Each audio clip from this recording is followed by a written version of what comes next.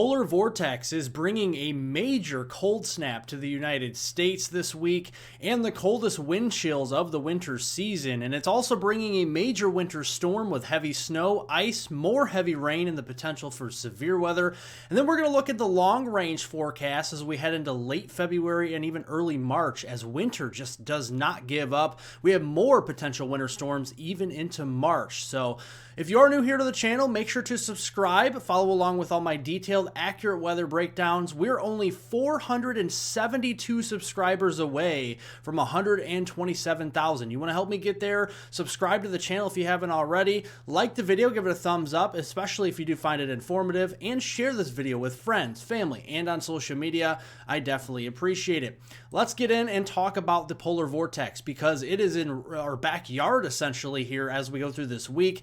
It is over Hudson Bay and also Quebec, and this is bringing some cross-polar flow from Canada into the United States. And we look at our temperatures that we had this afternoon across the central U.S.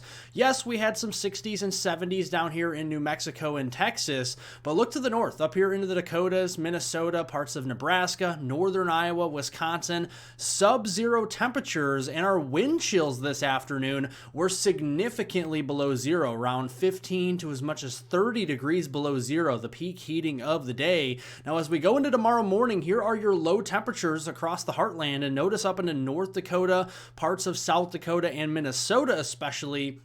That's where we're going to have sub-zero temperatures to start your Tuesday and significantly sub-zero. We're talking 20 to 35 degrees below zero, just our air temperature. And you factor in the wind out here, yeah, it's going to be very cold, dangerously cold, 40 to 60 degrees below zero all across portions of the north central United States here, including the northern plains and the upper Midwest. So make sure to bundle up in many layers and cover any exposed skin because frostbite in these conditions can occur in literally just minutes.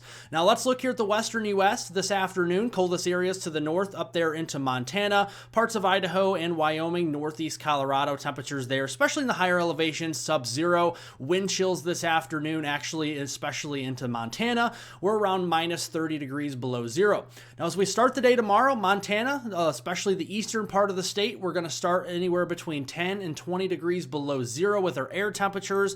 Wind chills up there, especially in eastern parts of the state, could be nearing 50 degrees below zero. And this is another area where if you don't bundle up in layers, you don't cover exposed skin, in just minutes, frostbite can set in. So make sure you are watching out for that tomorrow morning.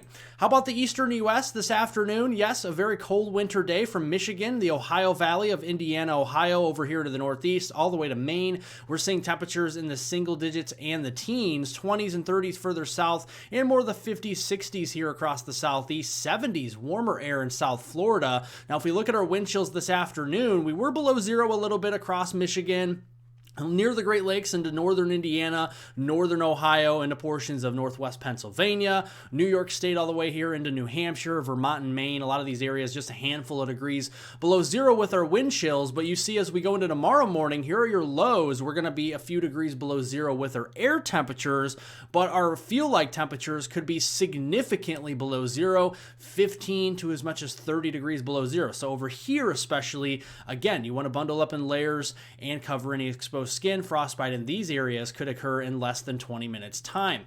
Now let's look at the polar vortex going through the rest of the week. So as we go into Tuesday, February 18th, polar vortex parked over eastern Canada. As we go into Wednesday, you can see it just continues to crank out cold air as we go even into Thursday. Finally, by Friday, I think it begins to retreat a little bit further up to the north. So not as cold on Friday. We're going to start to see some milder air try to make it in, especially to the southwest U.S. by the end of the week. But before we get there, we're going to see even colder temperatures as we go into the middle and latter half of the week. Here into the central United States, the heartland, we're going to see in these pinks and purples temperature anomalies Tuesday, Wednesday, Thursday, even into Friday and Saturday that are going to average out around 30 degrees below normal for this time of year. And we are looking at a major winter storm. So not only just talking about the cold air, but we're talking about precipitation. And when you got cold air in place, it's going to be easy to get that dry, fluffy snow. So here we go this evening, already breaking out with snow showers across Kansas into northern Missouri and western Illinois.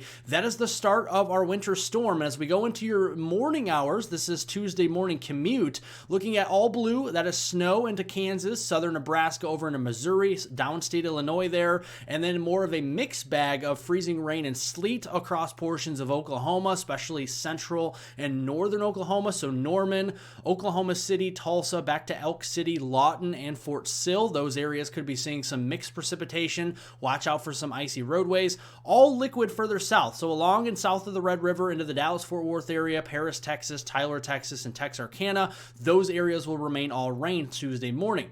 As we go into the afternoon, we're going to start to see that shift a little bit further to the east. The system is maturing, so some heavier snow rates pumping out an inch or two per hour here across eastern Kansas. We're going to turn that over to snow now in Oklahoma City and Tulsa. Northern tier of counties there in northern Arkansas can see some heavy snow. Southern Missouri down into downstate Illinois. Looks like the mixture of precipitation here is across eastern Oklahoma into central Arkansas, so Little Rock back westward to Fort Smith could be seeing some icy roads. Still looking at all liquid here tomorrow afternoon in Dallas-Fort Worth, and then as we go into Wednesday morning, that's going to shift further off to the east. Snowfall across Tennessee, Kentucky, southern West Virginia, and central West Virginia, getting into the state of Virginia, into the Carolinas, especially North Carolina. Heavier rain, severe weather potential down near the Gulf Coast here for New Orleans, Gulfport into Mobile, into portions there near Montgomery, Tallahassee, and into Panama City there, as well as Savannah, Georgia. Going to be seeing some stronger storms and heavy rain as we go through the day on Wednesday.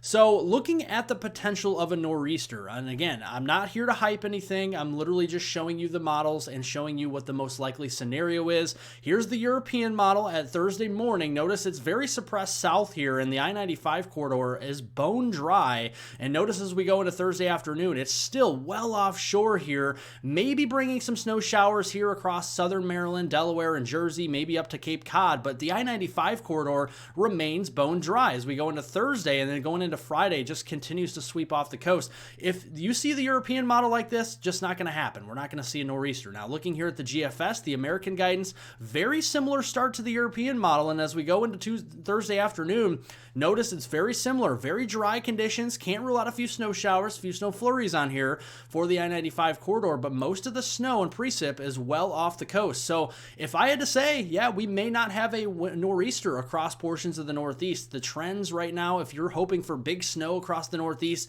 and the I-95 corridor, the trend is not your friend right now. It does not look to appear to be the biggest snowstorm we have seen this season at all. So let's look at the snowfall back here across the central U.S., and you can see it's going to be adding up in a big way. Before it's all said and done, we could be talking double-digit snowfall totals here from eastern and southeastern Kansas. Yes, possibly as far south as Tulsa, southern and central Missouri here, downstate Illinois, widespread 6 to 12 inches worth of snow. Northern tier of counties there in northern Arkansas could get around 3 to 6 inches. And then looking here over at the Ohio Valley, we're going to be adding up the snowfall, especially south of the Ohio River into the bluegrass state of Kentucky, areas that just got inundated by heavy rainfall. Going to see more moisture, this time in the form of snow, and then down into the volunteer state of Tennessee, and then over here into portions of Virginia, North Carolina, and West Virginia, really seeing kind of an average of 3 to 6 inches here. Maybe slightly heavier towards the Delmarva. That remains to be seen, but it looks like potentially over 6 inches if I had to guess here for portions of eastern Virginia, southern Maryland, and southern Delaware as we go through the end of the week. Now, mixed precipitation, icy conditions possible from Oklahoma into Arkansas here, Little Rock, Oklahoma City, Lawton, Fort Sill, maybe as far south and west here as Wichita Falls, Texas, and this could lead to a light glaze, maybe even 1/10 of an inch of ice. That could cause some hazardous travel. And then over here into North Carolina, especially eastern North Carolina, central North Carolina, the Raleigh area here, we definitely have to keep an eye on the potential of up to 1/4 of an inch of ice here. This could not only cause hazardous travel on the roadways, but some scattered power outages because of the amount of ice accretion. So definitely keeping an eye on that. Then on the warm side, yes, we're tracking some severe weather. Now, it's not looking to be an outbreak of severe weather, so that's some good news, but there is a level 1 out of 5 marginal risk in the dark green that does cover coastal Texas here from around Houston and Galveston up through Lake Charles here, up through portions of New Orleans and the southern parishes of Louisiana. as we go into your Tuesday, and then more of a general thunderstorm risk on Wednesday further east. If you don't see the severe weather, heavy rainfall going to be more widespread from New Orleans through Gulfport and Hattiesburg over here toward Mobile, Panama City, the Big Bend of Florida up here into Gainesville, Jacksonville, Tallahassee, Savannah, Georgia, and then up the Carolina coast from Charleston to Myrtle Beach to Wilmington, Cape Hatteras, and all the way up to Norfolk. We could be seeing the potential of 1 to 3 inches worth of moisture in the form of all rain as we go through the late portion of the week. Let's look at the weather pattern on a global scale because this is easier to understand here and show you what is happening. So it's cold here this week in North America. That's with the polar vortex parked over the eastern Canadian provinces. Now it's warmer than normal into Asia, but we flipped that pattern as we go into next week. Watch as that flips. You can see it starts to get warmer than normal in the western U.S. and North America as the polar vortex retreats back toward the Arctic and moves over toward Asia. Asia is going to become colder as we go into the last week of February. So here are our temperature anomalies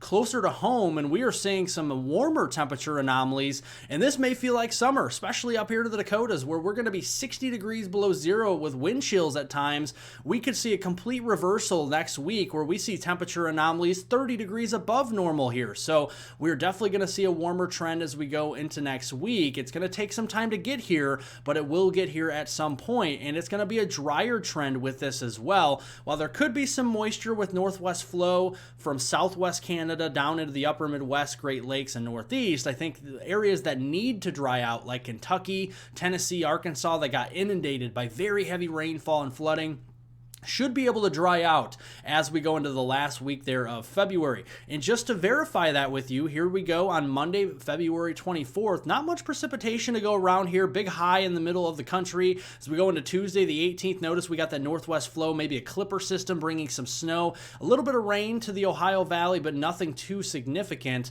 As we go into Thursday, Friday, again, northwest flow clippers. We have to watch every 1 to 3 days in this pattern. That could bring a couple inches of snow here to some surprise areas like Chicago, maybe into Grand Rapids, Detroit, for example, Milwaukee, maybe the Twin Cities. But other than that, no big snowstorms on the horizon next week, no big rainstorms, no big severe weather outbreaks. So just a quieter pattern as we go into next week. And just to verify that once more, you can see the moisture not very heavy, maybe near the Great Lakes could see up to an inch of rainfall and then a little bit of some snow, a few inches there from the Great Lakes into the Northeast. But other than that, it's a clipper track for southern Canada and eastern Canada with this pattern, leaving the lower 48 drier than normal. Now let's go into early March. Let's look at the early March outlook here. A little interesting looking at the long-range guidance. And again, I know our long-range weather models have let us down here in the past, but we learn from our mistakes, right? And we see the ridge of high pressure trying to come back, and this is going to spike up toward Alaska. And whenever we see this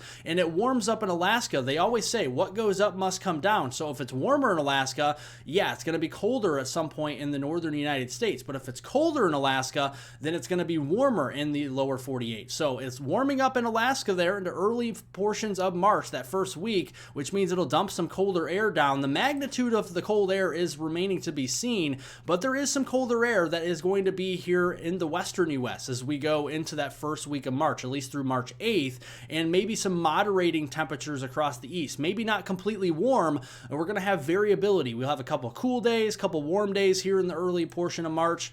But here's the highlight, is an active weather pattern. Here's the European extended ensemble guidance showing a lot of green here in the eastern U.S. And this might not all be rainfall because we got the colder air in place not too far away. We look at the GFS, the American extended ensemble guidance, very similar areas in the eastern U.S., wet as well with dark green. And this could also lead to a lot of snow still in early March. I don't think winter's over by any accounts here. I think we still have chances for snowstorms, probably further north here as the cold air is a little shallower, not as cold and Arctic as we're seeing now.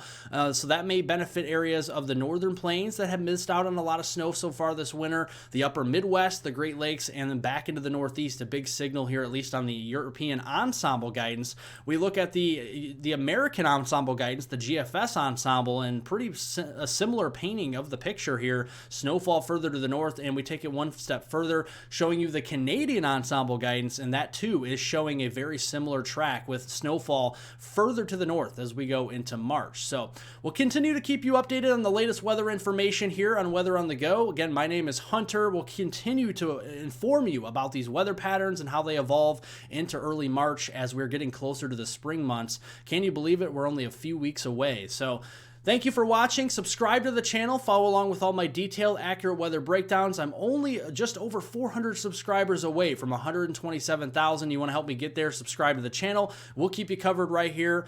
Make sure to like the video, give it a thumbs up, especially if you did find it informative and helpful for you. And share this video with friends, family, and on social media. You want to leave a comment, question, concern down below. Definitely appreciate it. Try to keep it weather related. If you have any questions about the winter storm, the cold air, or any upcoming weather pattern, I'll be able to answer that after the video. And I hope everyone has a wonderful rest of their Monday out there.